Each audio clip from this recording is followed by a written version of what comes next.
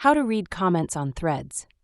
Hey guys, in today's video, I'm going to show you how to read comments on threads and stay engaged in conversations.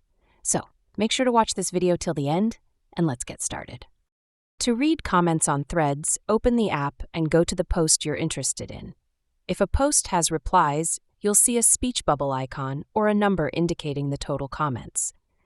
Simply tap on the post, and the full conversation, including all replies and interactions, will appear.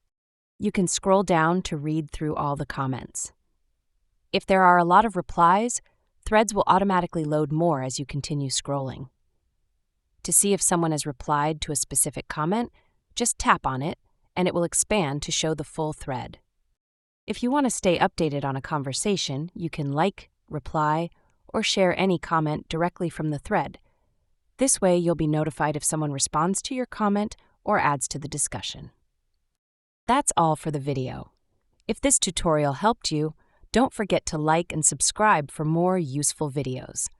Also, let me know in the comments if you have any questions. Thanks for watching, and I'll see you in the next one.